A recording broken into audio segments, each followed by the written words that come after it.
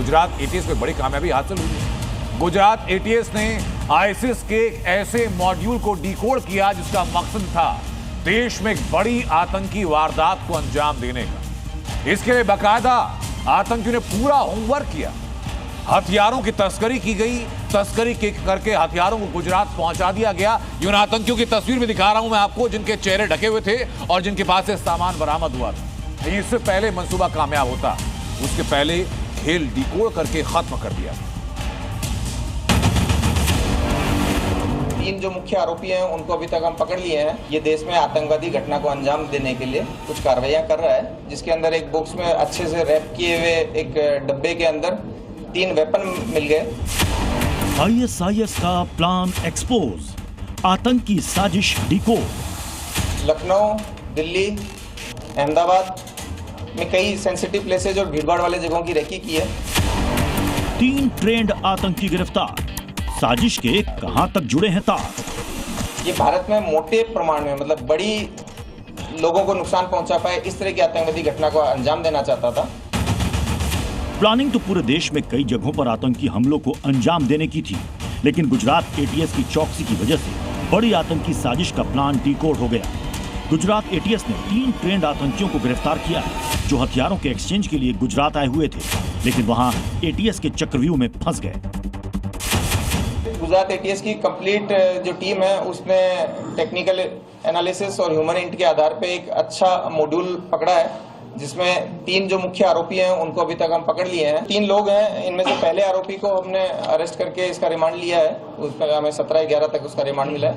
दोनों दूसरे अक्यूज को भी अरेस्ट कर लिया गया है और उनको आज हम कोर्ट के सामने प्रोड्यूस करेंगे। लेकिन सबसे पहले नकाब के पीछे आतंक के इन चेहरों की पहचान कर लीजिए। आतंकी नंबर 1, नाम डॉक्टर अहमद मोयुद्दीन सैयद, उम्र 35 साल, पेशा डॉक्टर, निवासी हैदराबाद, तेलंगाना। आरोप आतंकी साजिश की प्लानिंग। आतंकी नंबर 2, नाम आजाद सुलेमान शेख, उम्र 20 साल, पेशा सिलाई, निवासी शामली, उत्तर प्रदेश। आरोप आतंकी साजिश की प्लानिंग। आतंकी नंबर 3, नाम मोहम्मद सुहेल, उम्र 23 साल, निवासी लखीमपुर खीरी, उत्तर प्रदेश। आरोप आतंकी साजिश की प्लानिंग। पिछले 1 साल से गुजरात एटीएस की रडार इन तीनों आतंकियों पर थी। इनमें से 2 आतंकी वेस्टर्न यूपी के रहने वाले हैं और एक हैदराबाद का रहने वाला है। सभी आतंकियों की उम्र करीब 30 से 35 साल है और तीनों ही ट्रेंड आतंकी हैं। हथियार एक्सचेंज करने के लिए ये जो 3 लोग हैं वो गुजरात आए थे। देश में आतंकी हमले को अंजाम देने के लिए 3 लोग आए थे, जिन्हें इस वक्त पकड़ा जा चुका है। इसी के साथ जो हथियार है वो भी बरामद किए गए हैं। पिछले 1 साल से गुजरात एटीएस की रडार पर ये तीनों आतंकी थे और 2 अलग अलग मॉड्यूल का हिस्सा ये तीनों आतंकी हैं और 2 पश्चिमी उत्तर प्रदेश के रहने वाले हैं, जबकि 1 हैदराबाद का रहने वाला है। गुजरात एटीएस के शिकंजे में खड़े इन आतंकियों की प्लानिंग बहुत बड़ी थी। इनके पास से 2 ग्लॉक पिस्टल, 1 बेरेटा पिस्तौल, 30 जिंदा कारतूस और 4 लीटर अरंडी का तेल बरामद हुआ है, जिसका इस्तेमाल जहर बनाने में किया जा रहा था। तीनों को हथियार सप्लाई करते हुए गिरफ्तार किया गया है। देश के अलग अलग हिस्सों में आतंकवादी हमले करने की योजना बना रहे थे। तो इसमें जो इन्फॉर्मेशन वाला आदमी है सैयद अहमद मोयुद्दीन, ये हमें मिल गया। इसको चेक किया गया, सरकारी विटनेसेस के सामने इसकी सर्च की गई, तो इसके पास में एक बैग मिला जिसके अंदर एक बॉक्स में अच्छे से रैप किए हुए एक डब्बे के अंदर 3 वेपन मिल गए। ये 2 ग्लॉक थी, साथ में एक बेरेटा पिस्टल है और साथ में 30 राउंड है। इसके साथ साथ एक प्लास्टिक के डब्बे के अंदर लगभग 4 किलो कैस्टर ऑयल भी मिला। अब तक की जांच में यह भी पता चला है कि गिरफ्तार किए गए आईएसआईएस के तीनों आतंकी 2 अलग अलग मॉड्यूल का हिस्सा है। तीनों ही आईएसकेपी से जुड़े मॉड्यूल का हिस्सा थे और साइनाइड से भी खतरनाक जहर राइजीन लिक्विड तैयार कर रहे थे। इनके निशाने पर अहमदाबाद, लखनऊ और दिल्ली जैसे बड़े शहर थे। ये दोनों दीनी पढ़ाई किए हुए हैं, काफी रेडिकल हैं। ये भी बहुत सारी फॉरेन एंटिटीज के कांटेक्ट में हैं।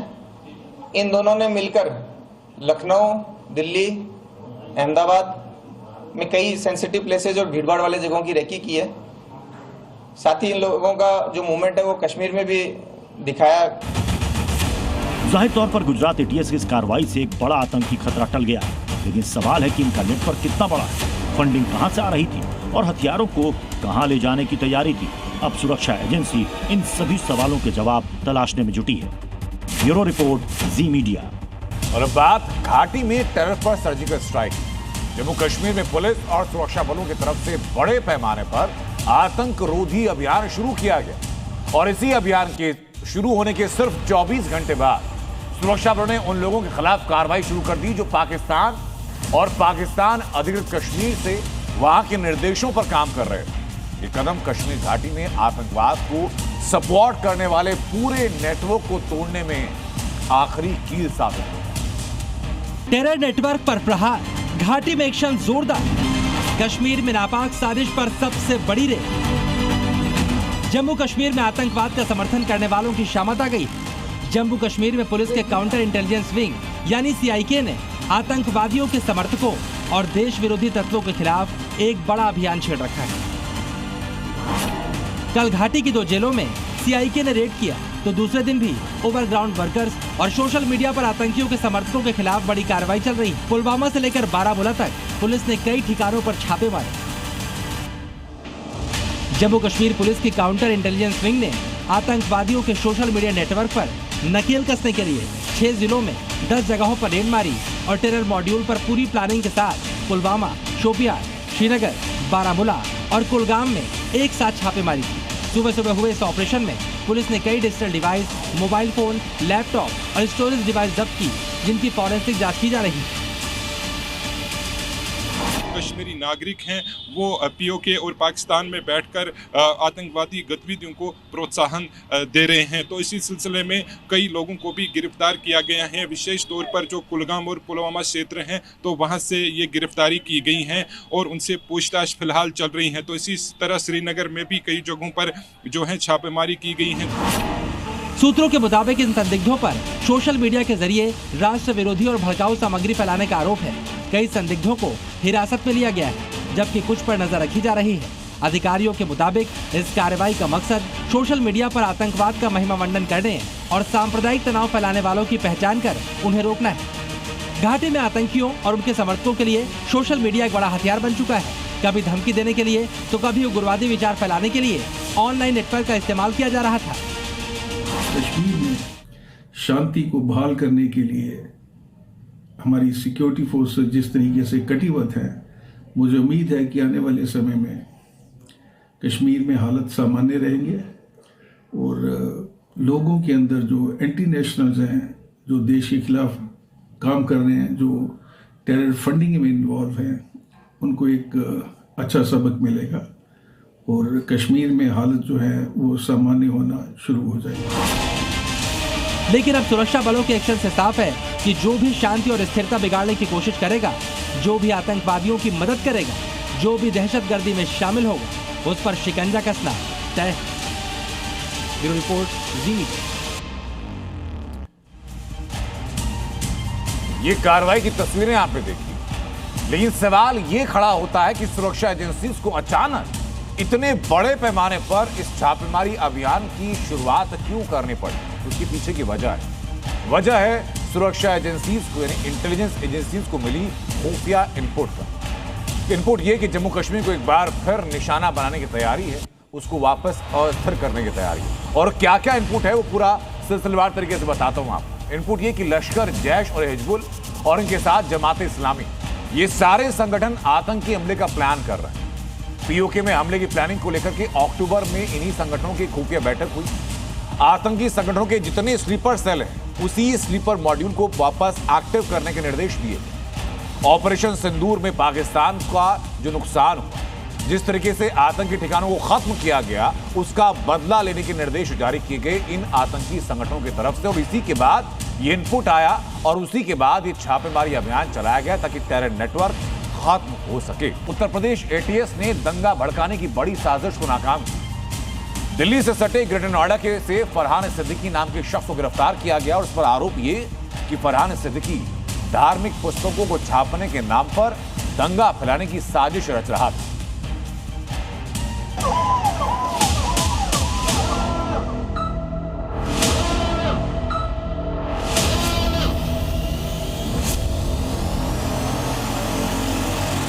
योगी फोर्स ने देश के खिलाफ जहरीली साजिश रचने वाले फरहान नबी सिद्दीकी पर शिकंजा कर दिया है। यूपी एटीएस ने ग्रेटर नोएडा के कासना इलाके से फरहान नबी सिद्दीकी को गिरफ्तार किया।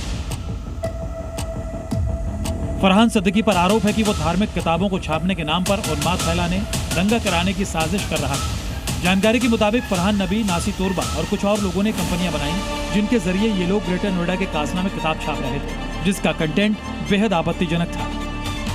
धार्मिक उन्माद फैलाने के लिए बाकायदा किताबें छापी जा रही थी। एटीएस ने कल यहाँ पर छापेमारी की और यहाँ से फरहान नबी सिद्दीकी नाम के एक आरोपी को गिरफ्तार किया। ये D192 नंबर की ये फैक्ट्री है जिसमें हकीकत offset printers and publishers limited, Istanbul international private limited और ये कंपनियां यहाँ पे संचालित की जा रही थी। इसमें फरहान नबी सिद्दीकी और नासी तोरबा नाम के जो लोग और अन्य लोग थे। यहाँ जब एटीएस की टीम आई तो पाया कि कुछ ऐसी किताबें थी जो उर्दू में थी, लेकिन उनका कंटेंट बहुत ही ज़्यादा आपत्तिजनक था। इन कंपनियों में तुर्की और जर्मनी समेत कई देशों से हवाला के जरिए पैसा मंगाया जा रहा था। साथ ही तुर्की, जर्मनी से आए लोगों को भी यहाँ ठहराया जा रहा था। अवैध बांग्लादेशियों को भी यहाँ पनाह दी जा रही थी। कि यहाँ पर तुर्की और जर्मनी से भी लोग आते थे जिन्हें बिना जानकारी प्रशासन को दिए उन्हें ठहराया जाता था। इसके अलावा बांग्लादेश से जो भी अवैध घुसपैठिया होते थे उन्हें भी फरहान नबी सिद्दीकी ठहराने का काम करता था। आरोप है कि किताबों को छापने के लिए फरहान विदेशों से हवाला के जरिए फंड भी जुटाता था। आरोप है कि फरहान और नासी तोरबा ने हवाला के जरिए करीब 11 करोड़ रुपए जुटाए और उनका इस्तेमाल यूपी के अमरोहा और पंजाब में मदरसा, मस्जिद और कंपनी के नाम पर जमीन खरीदने और दूसरे अवैध गतिविधियों में किया। हवाला के जरिए करीब 11 करोड़ रुपए जो है वो यहाँ पर लिए गए थे और उनका इस्तेमाल कहीं ना कहीं जो किताबें छापने हैं या फिर दूसरी गैरकानूनी गतिविधियों में किया जा रहा था। एटीएस की टीम ने यहाँ पर रेड करने के बाद फरहान नबी सिद्दीकी को गिरफ्तार किया और साथ में इस फैक्ट्री को अंदर से सील कर दिया। देश के खिलाफ साजिश रचने वाला फरहान सिद्दीकी अब यूपी एटीएस की गिरफ्त में है और उससे पूछताछ की जा रही है। एटीएस को इस मामले में और भी कई बड़े खुलासे होने की उम्मीद है। प्रमोद शर्मा, ग्रेटर नोएडा, जी मीडिया। और अब आपको एक दर्द दिखाता हूं। सपा के विधायक इकबाल महमूद। इकबाल महमूद समाजवादी पार्टी के विधायक हैं। बंटवारे पर उनका दर्द छलका, लेकिन दर्द इस बात को लेकर था कि पाकिस्तान बनने की वजह से हिंदुस्तान में मुसलमानों की आबादी कम है। हिंदुस्तान में मुसलमानों की आबादी कम हो गई और इसलिए भारत में कोई मुस्लिम प्रधानमंत्री नहीं बन पाया। आज हमारी हालत ये थोड़ी होती है कि पाकिस्तान न बना होता तो तब हम भी दावेदार हो जाते। पाकिस्तान में तो हर समय प्रधानमंत्री और जितने लोग होते हैं मुसलमान ही बनते हैं। अगर नहीं अच्छा लग रहा हिंदुस्तान तो एक विकल्प पाकिस्तान आपके लिए भी खुला। संभल से समाजवादी पार्टी के विधायक इकबाल महमूद एक बार फिर से सुर्खियों में है और इस बार फिर उनकी सुर्खियों की वजह उनका बयान ही बना। इस बार इकबाल महमूद ने देश में मुसलमानों की काबिलियत का सही से इस्तेमाल नहीं किए जाने के आरोप लगाए। विधायक इकबाल महमूद जिन्ना को कोस रहे हैं और 1947 में हुए बंटवारे को लेकर अफसोस जाहिर कर रहे हैं। हालांकि इकबाल महमूद का बंटवारे को लेकर दर्द देश के लिए नहीं बल्कि मुसलमानों के प्रधानमंत्री न बनने को लेकर है। एमएलए इकबाल महमूद कह रहे हैं कि अगर पाकिस्तान न बना होता तो आज भारत में मुस्लिम भी प्रधानमंत्री बन जाता। हिंदुस्तान के अंदर 30-32 करोड़ मुसलमान हैं। हम तो सोच भी नहीं सकते कि हम प्रधानमंत्री बन जाएंगे। यहाँ के जिसे हिंदुस्तान से प्यार था वो हिंदुस्तान में रह गया, जिसे मोहम्मद अली जिन्ना से प्यार था वो पाकिस्तान चला गया। हम तो उस दिन को कोसते हैं। आज हमारी हालत ये थोड़ी होती है कि पाकिस्तान न बना होता तो तब हम भी दावेदार हो जाते, क्योंकि हमारी संख्या बराबर की हो जाती कि हम भी प्रधानमंत्री बन जाते हैं हमारे भी। इकबाल महमूद ने दावा किया कि भारत में इस समय मुस्लिमों की आबादी 20 से 25 करोड़ है और अगर बंटवारा न होता, पाकिस्तान न बनता तो भारत में मुसलमान अल्पसंख्यक न होते और उनकी कौम से कोई पीएम बनता तो मुसलमानों के भारत में हालात बेहतर होते। दरअसल समाजवादी पार्टी विधायक इकबाल महमूद ने न्यूयॉर्क में भारतीय मूल के मुस्लिम जोहरान ममदानी के मेयर बनने पर खुशी जताई और ये बात कही अमेरिका का जो मेयर बना है तो कितनी काबिलियत उसके अंदर, कितना अच्छा व्यक्ति होगा, कितना उससे सभ्य व्यक्ति होगा जिसको सारे लोगों ने पसंद करा। इकबाल महमूद ने पाकिस्तान बनने वाले दिन को कोसा तो इस पर बयानबाजी भी तेज हो गई। आदरणीय अखिलेश यादव जी से अनुनय विनय करना चाहिए, निवेदन करना चाहिए कि आप घोषित तो करिए आदरणीय अखिलेश यादव जी, क्यों मुसलमानों का हक मार रहे हैं। 4 बार मौका दिया मुसलमानों ने अखिलेश यादव को, लेकिन हर बार खुद मुख्यमंत्री बन जाते हैं। तो पहले जिस पार्टी में है आदरणीय विधायक जी, आप अपने आदरणीय अखिलेश यादव जी से कहिए कि मुसलमानों का हक न मारें, मुसलमानों को प्रतिनिधित्व दें, मुख्यमंत्री घोषित तो करें। मुसलमानों को पीएम बनाने का ड्रीम पूरा करने के लिए बंटवारे को गलत ठहराने की इकबाल महमूद की दलील पर संत समाज ने भी नाराजगी जताई। ऐसे लोग जो ऊंची मानसिकता का है, ऐसी गंदी विचारधाराएं, ऐसी नासमझी सोच, ऐसे लोगों के ऊपर चिन्हित करके और राष्ट्रीय द्रोह के तहत मुकदमा पंजीकृत करके जेल भेजना चाहिए। सपा विधायक नवाब इकबाल महमूद का बयान बिल्कुल दुरुस्त है और मैं उनके बयान का समर्थन करता हूँ। अगर अखंड भारत होता तो आज मुसलमानों की आबादी का तनासुब बराबर होता और फिर यहाँ पर प्रधानमंत्री मुसलमान बन सकता था। इकबाल महमूद के बयान पर हिंदू और मुस्लिम पक्ष की भी दलीलें सामने आई। जो लोग राष्ट्र धर्म को नहीं जानते वो इस प्रकार की संकीर्ण मजहबी सोच रखते हैं। मजहब में राष्ट्र का कोई स्थान होता नहीं है और धर्म और राष्ट्र एक दूसरे के पूरक है। धर्म के आधार पर इस तरह से वो चाहते हैं कि एक ही धर्म का राज्य हो, ये उनका बहुत निंदनीय बयान है। जबकि वो समाजवादी पार्टी के नेता हैं। समाजवादी पार्टी का ये कहना है कि हम धर्मनिरपेक्ष के पक्ष में हैं और ये देश भी धर्मनिरपेक्ष है, सभी धर्मों का इस देश में सम्मान होता है। उनका केवल इतना बयान सही है कि बंटवारा गलत हुआ और बाकी जो ये सांप्रदायिकता की बात है कि हमारा प्रधानमंत्री होता है, यहाँ तो जमहूरियत है, सेकुलरिज्म है, कोई भी प्रधानमंत्री हो सकता है। हमारे अगर मान लो बंटवारा होता तब भी हम बन सकते हैं और न होता बंटवारा तब भी बन सकते हैं। बंटवारे से क्या प्रभाव पड़ा? मुसलमानों को सत्ता की कुर्सी पर बैठाने के लिए सिर्फ इकबाल महमूद का ही दर्द सामने नहीं आया। इससे पहले ओवैसी ने भी बिहार की चुनावी जनसभाओं में कई बार मुस्लिमों को पीएम बनाने की वकालत की है, लेकिन ये दोनों ही भूल गए कि देश के राष्ट्रपति पद पर रहने वाले एपीजे अब्दुल कलाम आजाद भी मुसलमान थे, जो ये साबित करता है कि भारत एक धर्मनिरपेक्ष देश है और सत्ता की कुर्सी पर वही बैठता है जिसे जनता चुनती है। Bureau report, C media. और बात बिहार की, जहां चुनाव प्रचार का आखिरी दिन था, प्रचार का शोर थमता उसके पहले सीएम योगी ने ताबड़तोड़ रैलियां की, विपक्ष पर करारा प्रहार किया। बिहार की जमीन से योगी ने विरोधियों पर जमकर हमला किया, बुलडोजर एक्शन के साथ माफिया राज के खात्मे का जिक्र किया।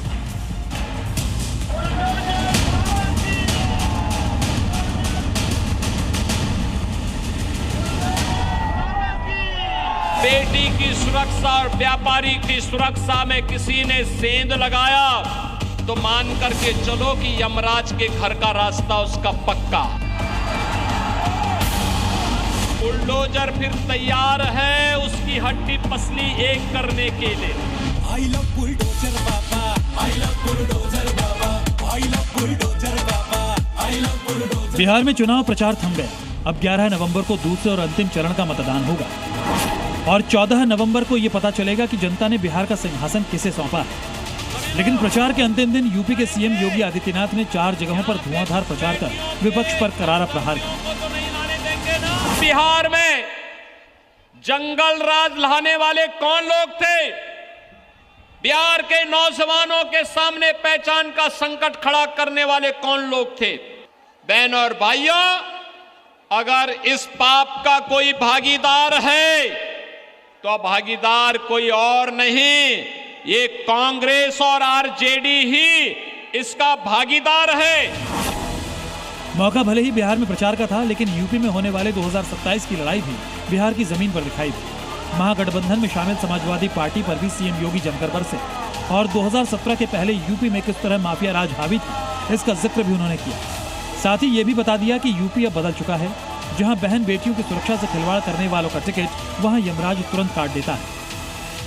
उत्तर प्रदेश में भी जब कांग्रेस और आरजेडी का ही पार्टनर वहां शासन सत्ता में था, हर तीसरे दिन दंगे होते थे, पर्व और त्योहार के पहले कर्फ्यू लगता था, गुंडा राज था, कोई सुरक्षित नहीं था।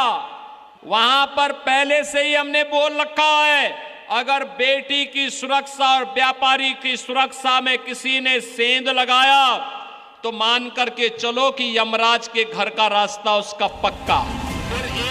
सीएम योगी ने बिहार की जनता को यह भी बता दिया कि यूपी में गरीबों की जमीन पर जो अवैध कब्जा करेगा वहां बुलडोजर प्रहार होगा और माफिया की अवैध जमीन पर गरीबों का आशियाना भी बनेगा। अगर गरीब की जमीन पर कब्जा किया तो मान करके चलो कि बुलडोजर फिर तैयार है उसकी हड्डी पसली एक करने के लिए।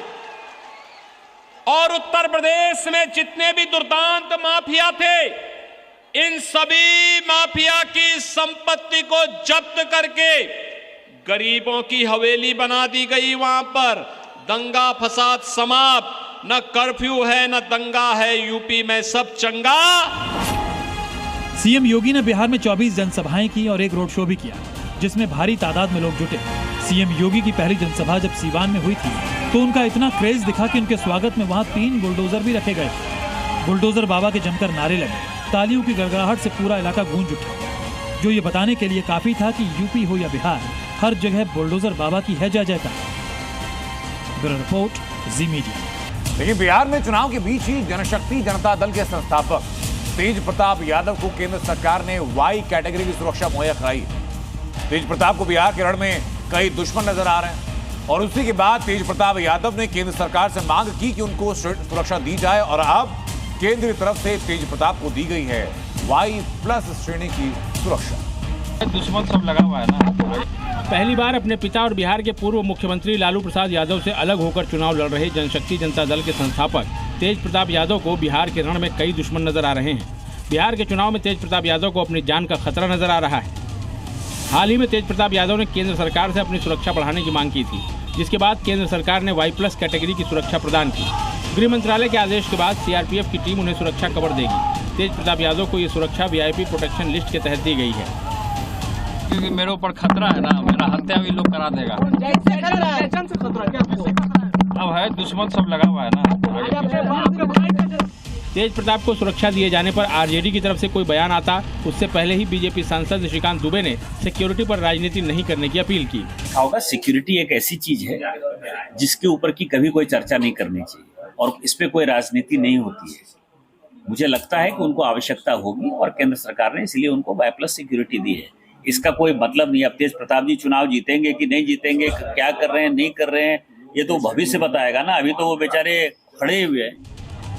तेज प्रताप यादव पहली बार न सिर्फ अपने परिवार से अलग होकर चुनाव लड़ रहे हैं, बल्कि चुनाव प्रचार के दौरान दूसरे दलों समेत आरजेडी के खिलाफ भी हुंकार भर रहे हैं। मोकामा में हुए दुलारचंद हत्याकांड के बाद तेज प्रताप यादव भी अपनी जान को खतरा बताने लगे थे और अपनी सुरक्षा की मांग कर रहे थे, जिसकी वजह से उनकी सुरक्षा को बढ़ाया गया। किसको अच्छा कर्म माने और किसको बुरा कर्म माने, धर्म किसके लिए है, अगर ये पकड़ लिया तो धर्म क्या है ये अपने आप साफ हो जाएगा। क्या आप भी सहमत हैं कि कर्म ही धर्म है? ये परंपराएं, ये रस्मों रिवाज, इनका धर्म से दूर दूर तक कोई लेना देना नहीं है। आचार्य जी, ये इतना अंतर्द्वंद क्यों?